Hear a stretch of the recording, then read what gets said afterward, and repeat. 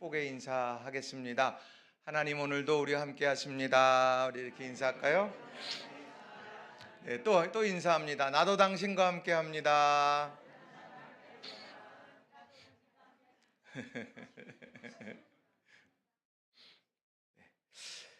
여러분은 어떤 단어를 이렇게 떠올리면, 들으면 연상되어지는 이미지, 이제 그런 것들을 여러분 경험하실 겁니다.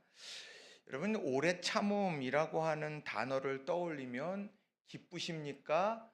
힘드십니까? 네, 오래 참음 그러면 마음에 그냥 막 무겁습니다. 이게 너무 힘들다 이런 생각이 들어요. 그런데 이 오래 참음하면 언뜻 떠오르는 이제 추억들이 있지요. 어린 시절에 대야에다가 이렇게 물을 떠놓고는 남자아이들 둘이서 뭐를 합니까? 가득 채워놓고는 하나 둘 셋 하고는 얼굴을 탁 집어넣고 누가 오래 참나 이런 경기를 하기도 하고요. 남자들은 이제 나중에 사우나 이런 데 가면 또 뭐를 하느냐, 한증막에 들어가서 누가 오래 버티나 뭐 이런 거를 좀 하게 될 때도 있습니다. 그러니까 이 오래 참음이라고 하는 거를 뭐 쉽게 생각하면 이제 그런 에피소드들이 있다는 거예요. 그런데 좀 더 깊이 들어가면 삶의 현실 속에서 오래 참음이라는 게 뭘까 보면 삶을 대하는 태도더라는 거죠. 자, 공부는 엉덩이로 한다. 이런 이야기가 있습니다. 그래서 다 그 자리를 지키고 또 그 자리에서 승부를 봐야지 하면서 성실하게 버텨내는 것. 또요, 우물을 파도 한 우물을 파라. 이런 것처럼 우리의 아주 오래 참고 그것을 헤쳐나가는 그런 노력이 필요하다는 걸 우리는 종종 오래 참음으로 설명하곤 한다는 겁니다. 그런데 오늘 성령의 열매 중에 오래 참음이 있다는 거예요. 성령께서 맺게 해주시는 열매 중에서 오래 참음이 있다. 이게 도대체 무엇이겠는가? 그 성령께서 맺게 해주시는 오래 참음의 그런 모습들은 과연 우리가 어떻게 이해하고 설명할 수 있을 거냐? 이건 너무도 중요한 문제가 되더라는 거죠. 그래서 저는 오늘 본문의 말씀을 중심으로 해서 두 가지 중요한 교훈의 메시지를 여러분에게 전하고 또 함께 은혜를 함께 하기를 원합니다. 자, 첫 번째로 성령의 열매 오래 참음은 사랑과 연결되어 있다는 겁니다. 한번 따라해 볼까요? 성령의 열매 오래 참음은 사랑과 연결되어 있습니다. 예, 오래 참음인데 오래 왜 참느냐? 그거는 사랑 때문이라는 거예요. 자, 오래전에 이제 아이폰이 새로 딱 나온다고 그러면은 그때 뉴스에서 항상 취재하던 것이 있습니다. 전날 거기에서 쫙 비추면서 전날부터 텐트를 치고 뭐 돗자리를 깔고 내가 일본으로 그걸 받아야 되겠다, 사야 되겠다 하고 줄 서 있는 장면들, 이런 장면들을 쭉 소개했던 그런 적이 있습니다. 그리고 또 우리가 무슨 뭐 하나로마트 이런 데서 한우 반값 할인 뭐 이런 거를 한다고 그러면 사람들이 거기에 줄 서 가지고 내가 먼저 사야지. 혹시 내 앞에서 끊어지면 어떡하나 하면서 줄 서는 그런 모습도 봅니다. 기다리는 거 참 힘들지만 내가 그게 필요하니까 그리고 내가 그걸 얻고 싶으니까 그렇게 기다리게 된다는 거예요. 공부하는 것도 직장 생활에서 내가 참아내고 견디는 것도 자세히 보게 되면 내 삶과 깊은 관계가 되어 있고 내 이익과 미래와 직결되어져 있기 때문에 그것을 참아내게 된다는 겁니다. 대부분의 세상에 여러 가지 오래 참음의 그 내용을 깊이 있게 들어가 보면 결국 내가 필요해서 할 때가 대부분이더라는 거죠. 그런데요, 성령께서 맺게 해주시는 오래 참음의 열매는 그 목적에서 다르다는 거예요.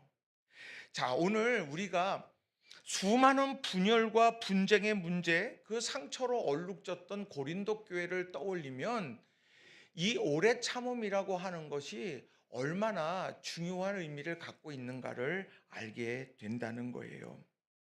분열과 분쟁이 너무도 가득했어요. 은사가 넘쳤지만 모든 것이 풍족했지만 그렇지만 이 분쟁과 분열 때문에 참 어려운 시기를 겪었던 고린도 교회.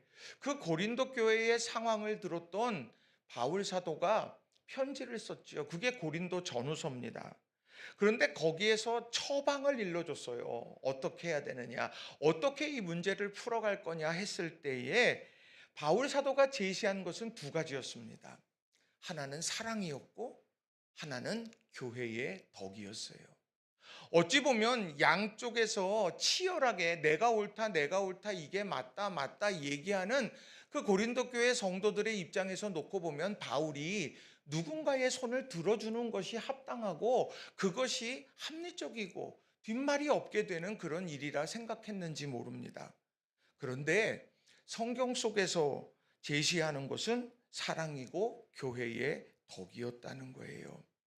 자, 그런데 그 사랑이라고 하는 것을 이야기하면서 그런 분쟁과 다툼과 논란과 이런 모든 것들을 정리하고 해결할 수 있는 사랑을 제시하면서 고린도전서 13장 4절부터 7절에 보면 그 사랑의 속성에 대해서 이렇게 설명을 한다는 거죠.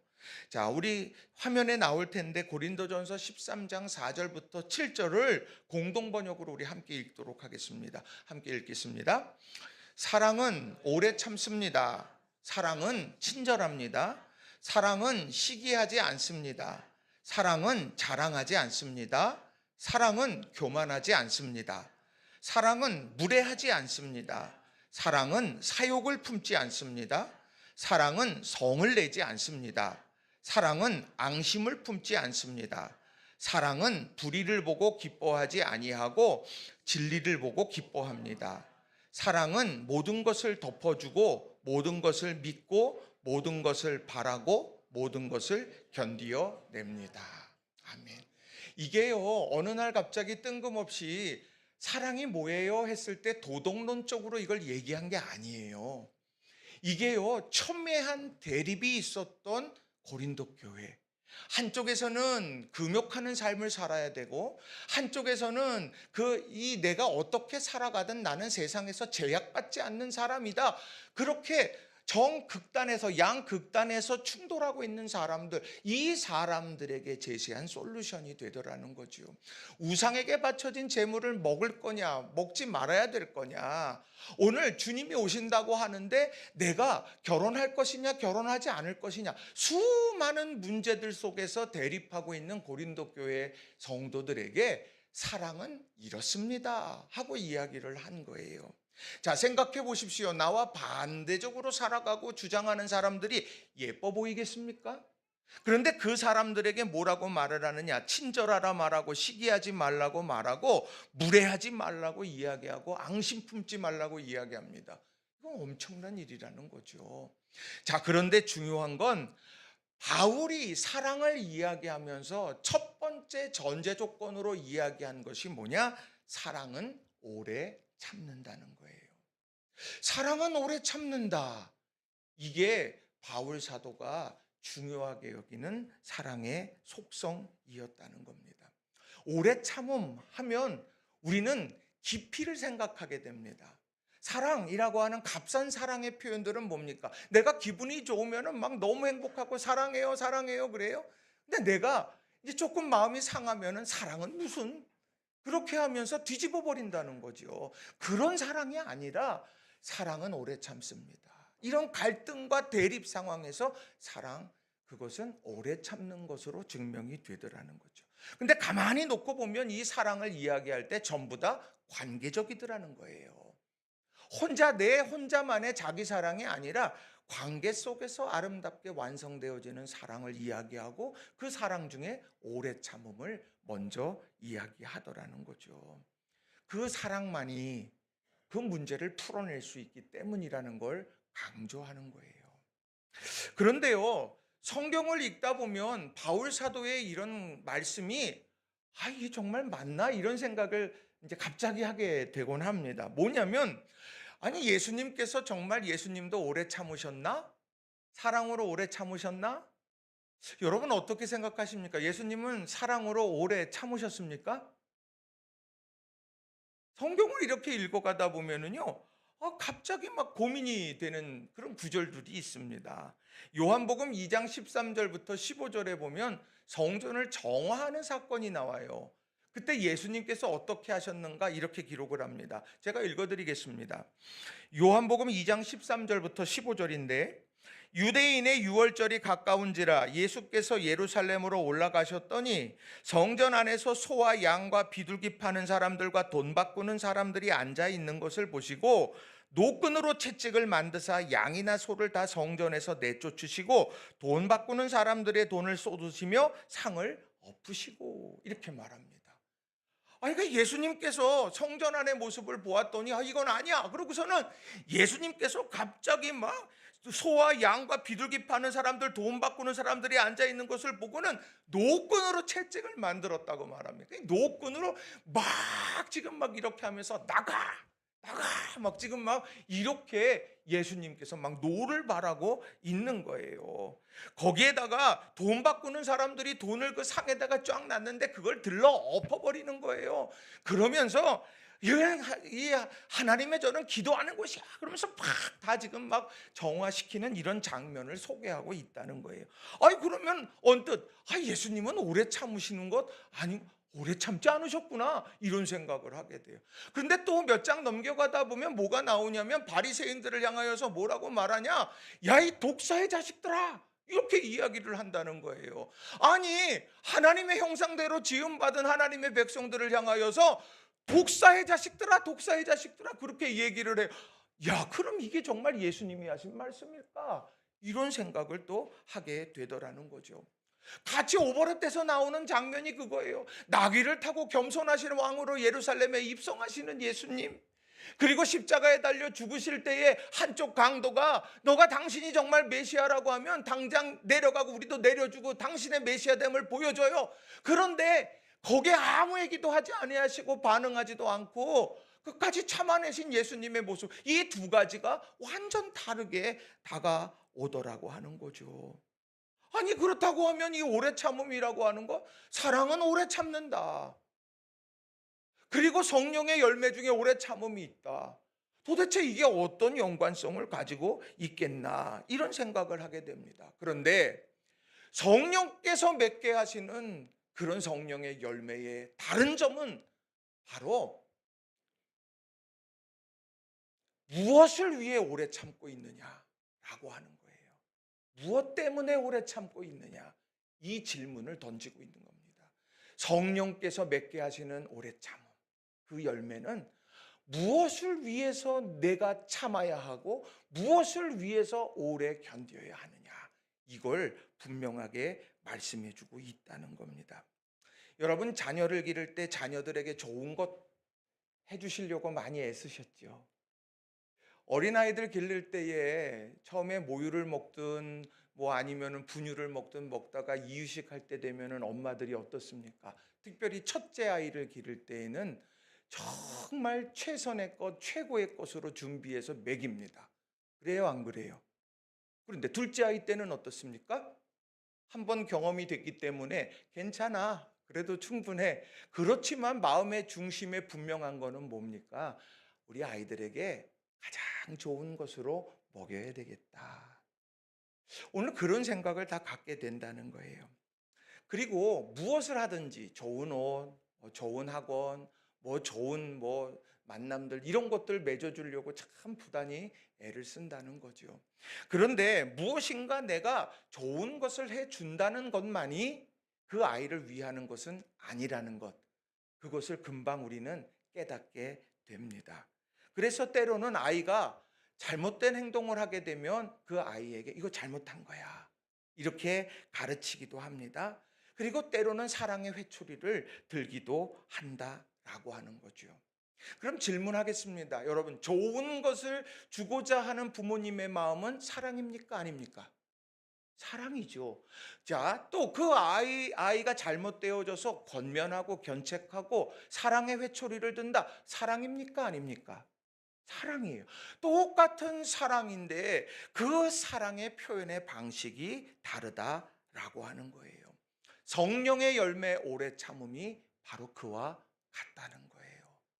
오늘 우리가 삶을 살아가면서 성령께서 우리에게 오래 참음이라고 하는 것을 우리에게 주시고 열매 맺게 하신다. 그런데 그것은 때로는 하나님께서 주시는 위로함을 붙들게 하기도 하고, 때로는 우리가 하나님 앞에 서려고 정신을 번쩍 차리게도 그렇게 만들어 가신다는 거죠.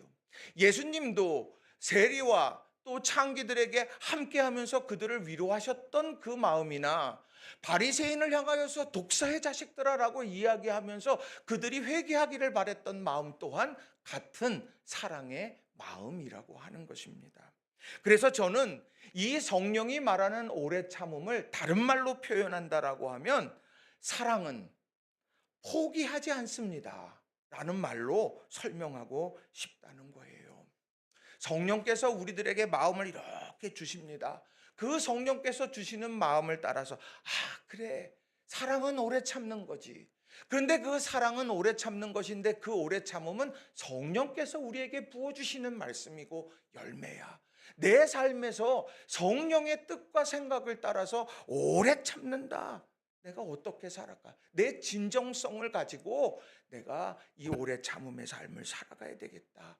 이런 다짐들을 하게 된다라고 하는 거죠. 세상의 오래 참음은 자기의 필요와 이익을 위해서 끈기를 갖는 것이라고 말할 수 있을 거예요. 그런데 성령께서 맺게 하시는 오래 참음은요, 신앙의 길을 함께 걸어가게 하려고 포기하지 않는 오래 참음. 때로는 위로하기도 하지만 때로는 견책하기도 하고 때로는 분노를 바라기도 하면서 바로 그 믿음의 길을 함께 걷게 하는 것, 이게 바로 성령의 오래 참음의 열매라고 하는 거예요. 여러분, 우리가 삶을 살아가면서 좋은 게 좋은 거야 이럴 때도 있습니다. 그런데 시간이 지나서 좋은 게 좋은 거였는데 시간이 흐른 다음에 왜 그때 나를 붙잡아 주지 않았습니까? 라는 그런 이야기를 듣는다면 그때는 돌이킬 수가 없다라고 하는 거예요. 신앙인으로서 내가 오래 참음을 가지고, 신앙인으로서 내가 성령의 열매를 붙들고 믿음 안에서 내가 맺으며 살아가는 것, 이건 우리에게 너무도 중요하다는 거예요. 말씀을 준비하면서 신학교 때를 생각을 이렇게 해봤습니다. 감신대에서 체프를 하게 되는데 온 재학생들과 교수님들이 다 모여서 찬양을 합니다. 어찌 그렇게 찬양들을 잘하는지요. 정말 너무너무 잘해요. 그럴 때 부름받아 나선 이 몸을 처음에 입학하면서 그 찬양을 부르는데 얼마나 울컥했는지 몰라요. 부름받아 나선 이 몸 하면서 쭉 나오는데 그 뒤에 이렇게 또 가사가 있죠. 존귀 영광 모든 권세 주님 홀로 받으소서, 멸시천대 십자가는 제가 지고 가오리다. 그 찬양을 그렇게 확 부르고 그리고 나서 목회 현장으로 쫙 흩어지는 선배님들을 보면서 막 마음속에서 울컥하게 됐어요. 그리고 20여 년이 훌쩍 지난 일이지만 안수 받을 때, 저 역시 안수를 받을 때에 거기에 함께 안수 받는 안수 동기들과 다 함께 마지막 찬양으로 부름받아 나선 이 몸을 불렀던 적이 있어요. 그때 얼마나 막 울컥해서 눈물이 그냥 확 쏟아졌는지 몰라요. 하나님, 부름받은 사명자로 살겠습니다. 그러면서 막 했는데 지금 와서 돌아보면 어떠냐? 그때의 그 눈물이 추억처럼 남아져 버린 것 같다. 이런 생각을 해보게 되더라는 거죠. 겉으로는 목사로서 사명을 감당하지만 내적으로는 내가 그 오래 참음, 그 하나님이 주시는 은혜, 이런 거에 대해서 멀어져 가는 것은 아닌가 두려워지기 시작하더라는 거예요. 여기 평생의 신앙의 길을 걸어오신 우리 장로님들 계시죠. 평생 신앙의 길을 걸어오고 또 교회 중심으로 모든 일들을 해 나아가시는 우리 장로님, 주님 처음 만났을 때 안수받아 취임받고 하나님 앞에 영광 올려드릴 그때의 마음과 지금의 마음이 같을까요? 같다면 너무너무 감사한 일이고 더 깊어졌다면 감사한 일이에요. 그런데 그 마음에 메말름이 왔다라고 하면 우리는 돌아봐야 되는 거죠. 집사님, 권사님들은 어떠십니까? 처음 직분을 받으며 취임하게 될 때 어떠셨어요? 예배자로 나 살아갈게요. 하나님, 나 진실한 기도자로 살아가겠습니다. 하나님이 기뻐하시는 성도로 내가 살아가겠습니다. 그런 다짐을 하고 직분을 받고 신앙의 길을 걷지 않았느냐고요. 그런데 어느 순간에 우리가요, 너무도 그걸 쉽게 내려놓게 될 때가 많다라고 하는 겁니다. 신앙의 단호한 결심을 합니다. 조금만 상황이 어려워지거나 누군가가 내 수고와 노력을 알아주지 않거나 누군가가 내게 쓴소리를 하게 되면 어느새 기다렸다는 듯이 다 놓고 싶은 마음을 표출해 가고 있지는 않느냐.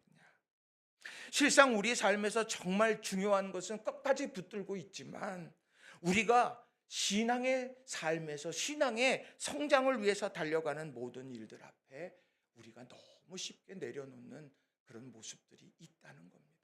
이건 어느 누구의 문제가 아니라 우리 모두의 문제라고 하는 거예요. 정말 이 신앙이 나를 살린다라고 한다면, 내가 하나님의 사랑을 체험하기를 원한다면 우리는 우리의 신앙 가운데 오래 참음의 열매를 맺도록, 성령께서 그 오래 참음의 열매를 맺도록 힘주시는 그런 소명을, 우린 그런 기도를 해야 한다라고 하는 거예요. 왜 그러냐? 바울 사도는 이미 로마 교회에 그런 어려움이 처해 있었어요. 수많은 어려운 환경 속에서 신앙의 변절자가 생길 수 있는 수많은 상황 속에서 이런 말씀을 전했습니다. 로마서 5장 3절부터 5절까지에 보면 공동번역 성경으로 제가 읽어드리겠습니다. 그뿐만 아니라 우리는 고통을 당하면서도 기뻐합니다. 고통은 인내를 낳고 인내는 시련을 이겨내는 끈기를 낳고 그러한 끈기는 희망을 낳는다는 것을 우리는 알고 있습니다. 이 희망은 우리를 실망시키지 않습니다. 우리가 받은 성령께서 우리의 마음속에 하나님의 사랑을 부어주셨기 때문입니다. 가장 힘들고 어려운 순간에 뭐라고 말을 하냐면 그 고통을 상황 속에서 기뻐한다고 이야기를 합니다. 그러면서 하는 이야기가 이 고통은 인내를 낳게 될 겁니다. 이건 신앙 안에서 느끼는 고통을 이야기하는 거예요. 내가 정말 신앙 안에서 느끼는 이런 고통, 이것은 결국 인내를 낳는 것이고 인내는 결국 시련을 이길 수 있는 끈기, 근력, 영적 근력을 우리가 만들어내게 되고 결국에는 그 끈기가 희망을 보게 만든다는 거예요. 그런데 그 모든 과정 속에서 정말 중요하게 여기는 것, 역할하는 것이 뭐냐? 성령께서 우리 마음에 하나님의 사랑을 부어주신다는 거예요. 그러니까 성령의 열매는 다른 것이 아니에요. 하나님이 너희를 얼마나 사랑하는지 이걸 가르쳐 주시고 하나님이 예비하신 은총의 때를 보게, 꿈꾸게 만드신다라고 하는 거죠. 그래서 성령께서 우리로 오래 참게 만들어 가신다라고 하는 거예요. 우리 사랑하는 성도님들 한 분 한 분이 저는 믿음 안에서 정말 이 하나님이 예비하신 은총을 받기까지 우리가 오래 참음으로 또 인내로 끈기로 성령 안에서 하나님의 사랑을 우리가 경험해 가면서 달려가는 저와 여러분이 다 되시기를 주님의 이름으로 간절히 축원합니다. 다윗이 다윗 왕으로서 세움받기까지 광야에 15년의 시간을 지났어요. 또 이스라엘 민족이 광야 40년을 지나면서 결국 젖과 꿀이 흐르는 땅의 주인공이 되었다는 겁니다. 어떻게 이겨낼 수 있었을까요?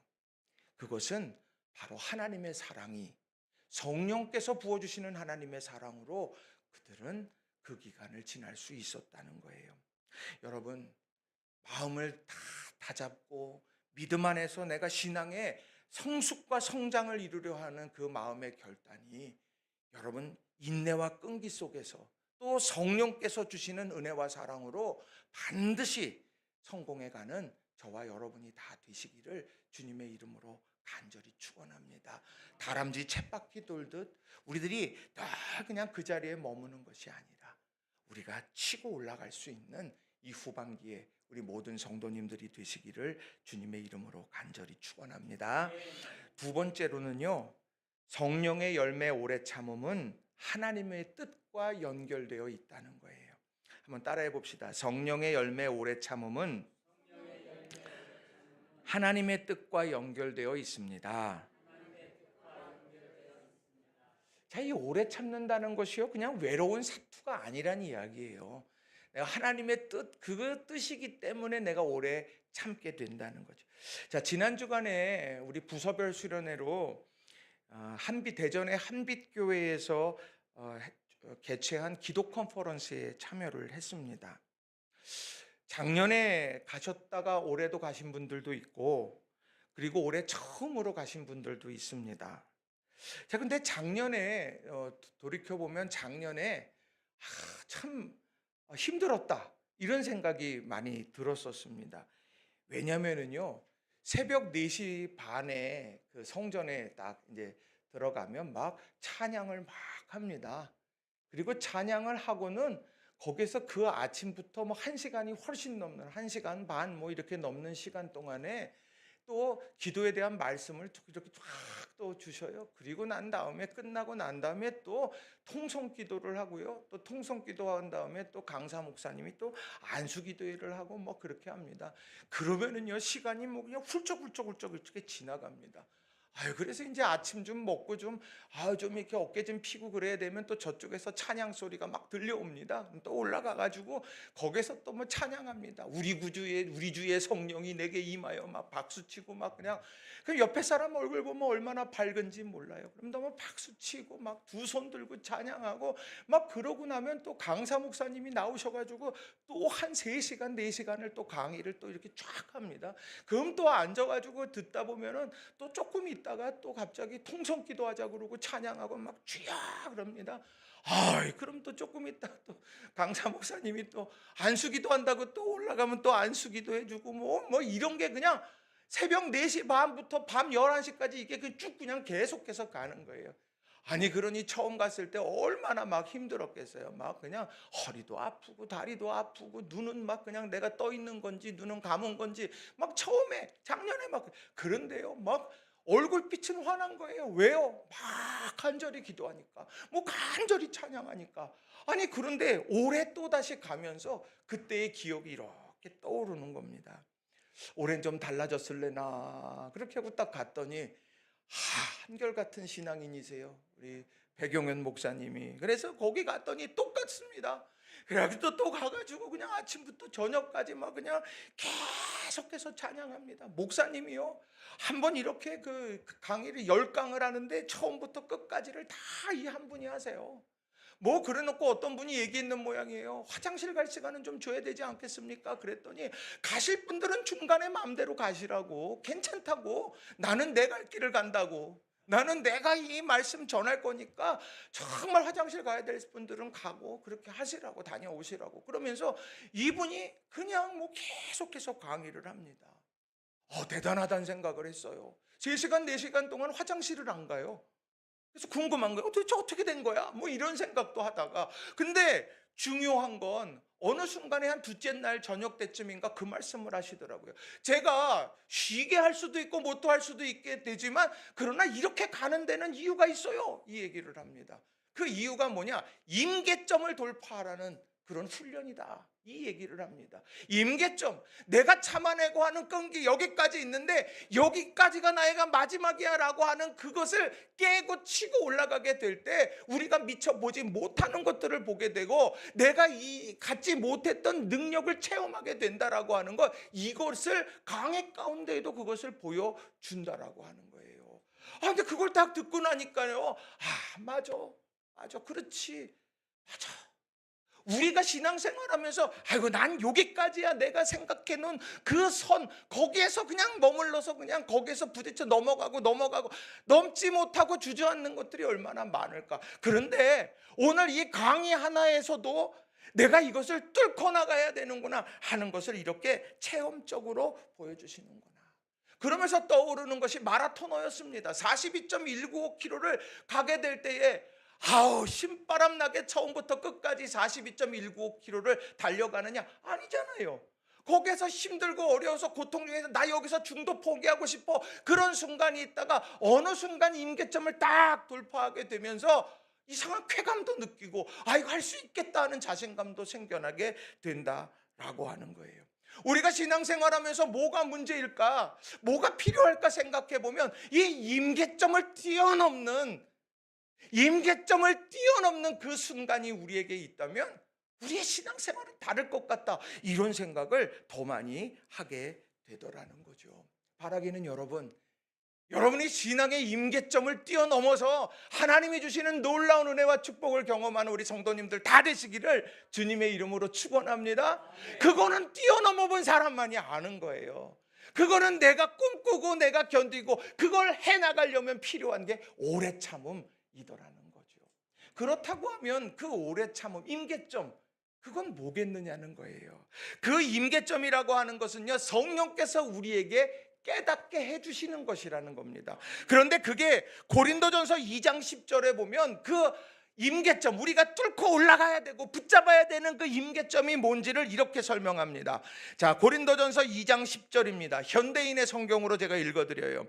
하나님께서는 성령님을 통해 그 비밀을 우리에게 알려주셨습니다. 성령님은 모든 것을 살피심으로 하나님의 깊은 것까지도 알아내십니다. 그 하나님의 깊은 것까지도 알아내시는 성령께서 우리에게 가르쳐 주시는 것, 그것을 붙잡고 오래 참고 견디어 달려가다 보면 우리가 생각지도 못했던 은혜와 능력과 축복을 받게 되더라는 거죠. 여러분, 이거 궁금하지 않으십니까? 뭐가 하나님이 기뻐하시는 걸까? 나도 무언가 삶의 임계점을 뚫고 붙잡고 가는 것이 있어요. 근데 그게 결국 세상이 말하는 오래 참음이라고 하면 그건 얼마나 안타까운 거예요. 근데 중요한 건 내 신앙, 내 믿음, 하나님께서 주시는 약속의 선물, 우리는 이것을 받아 누리는 그런 임계점을 뚫고 올라가는 신앙이 된다면 진짜 복된 것 아니겠느냐는 거예요. 오래 참는 것 중요하죠. 오래 참는 게 무엇을 위해 참는 거냐, 이게 중요하더라는 거예요.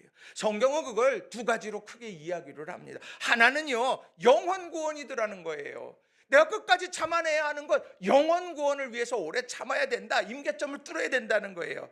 요한복음 3장 17절에 보면 이런 말씀이 있죠. 하나님이 그 아들을 세상에 보내신 것은 세상을 심판하려 하심이 아니요 그로 말미암아 세상이 구원을 받게 하려 하심이라.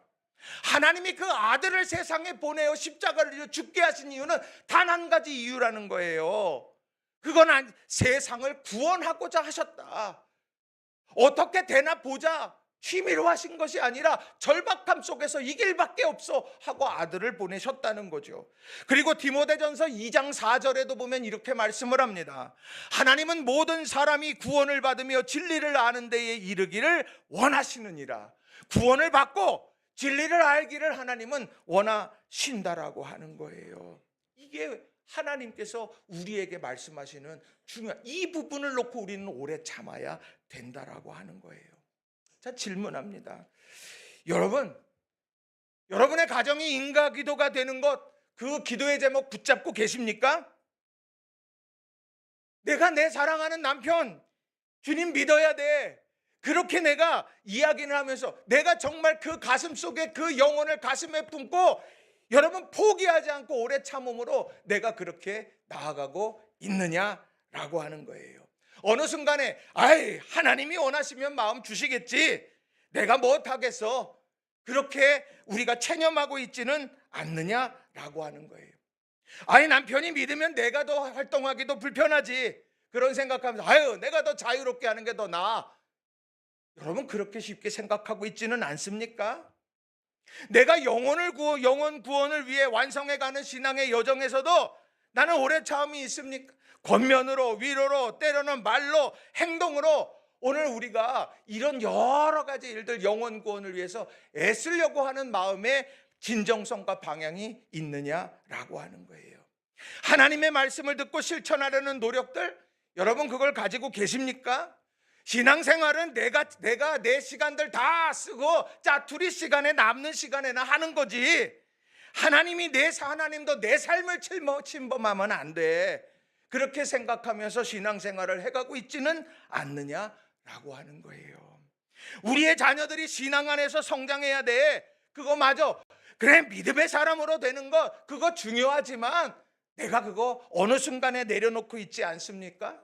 내가 우리 자녀들이 잘 이 땅에서 정말 아주 높은 자리에 올라가서 피라미드 꼭대기에 올라가면 그때 너 예수님 믿어, 그렇게 하면 그때 되면 믿겠지 하고 그렇게 착각하고 있지는 않습니까? 착각하지 마세요.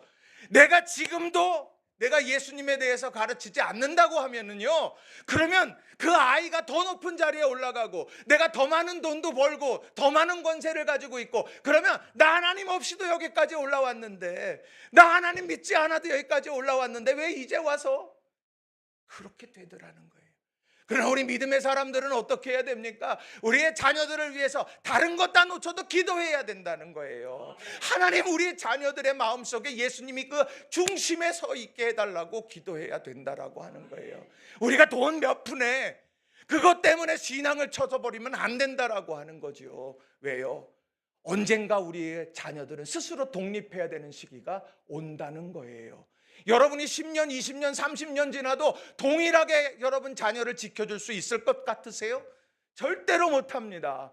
우리에는요, 언젠가 우리의 삶의 코끝에 호흡이 끊어지는 날이 오게 되어 있는 거예요. 그러면 우리의 자녀들은 남아있게 되는 거죠. 그 자녀들이 누굴 바라보면서 살아갈까요? 하나님 보면서 살아갈 수 있도록 만들어야 되는 거예요.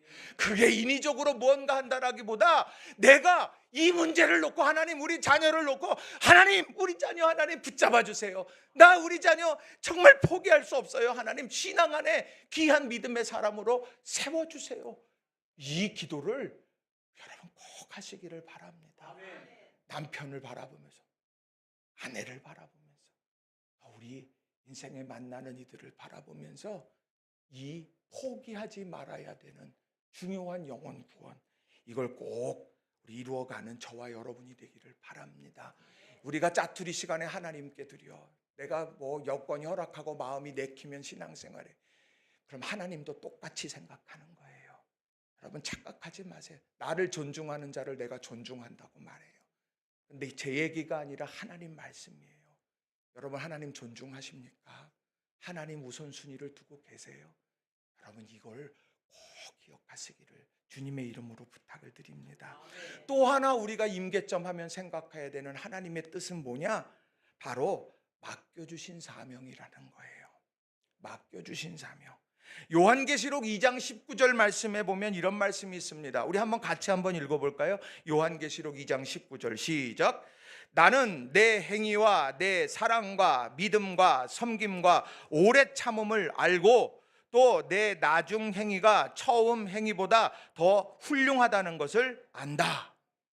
자, 이 말씀은 누구에게 주신 말씀이냐면 두아디라 교회라고 하는 교회에 주신 말씀입니다. 뭐라고 이야기를 하시냐? 나는 내 행위와 내 사랑과 내 믿음과 섬김과 오래 참음을 내가 안다 라고 말씀하시면서 칭찬합니다. 여기에서요, 오래 참음, 그 오래 참음은 사명을 감당하기 위해서 참아낸 것들이라고 하는 거예요.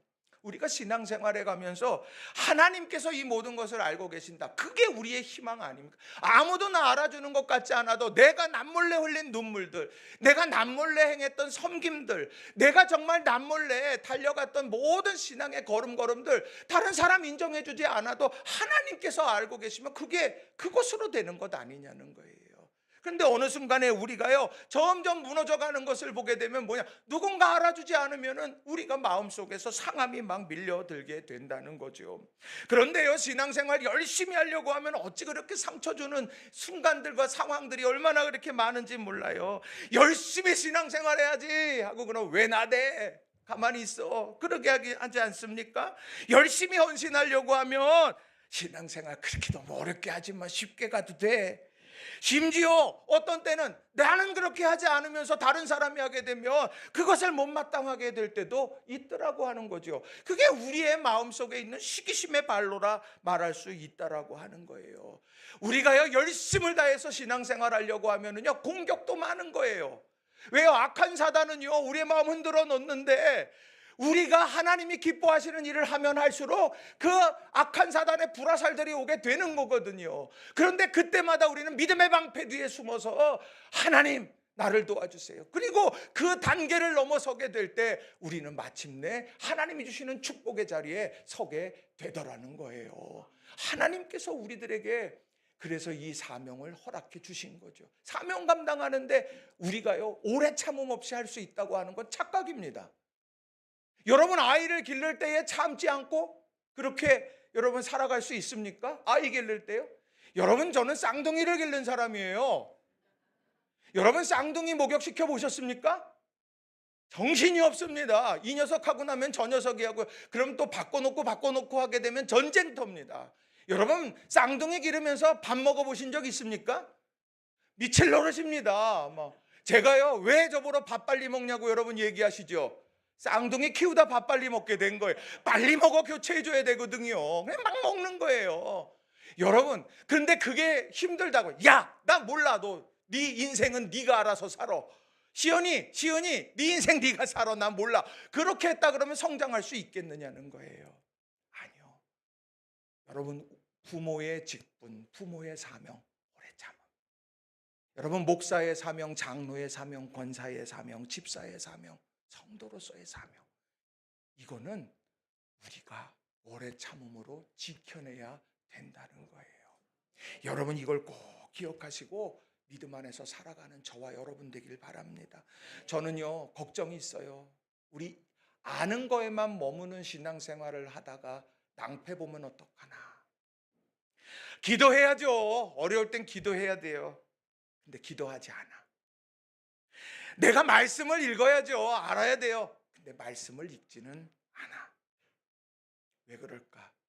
임계점 앞에서 주저앉는 거예요. 뚫고 올라가야 되는 순간에. 그때에 우리가 뚫고 올라갈 수 있는 건 성령께서 주시는 힘이라는 겁니다.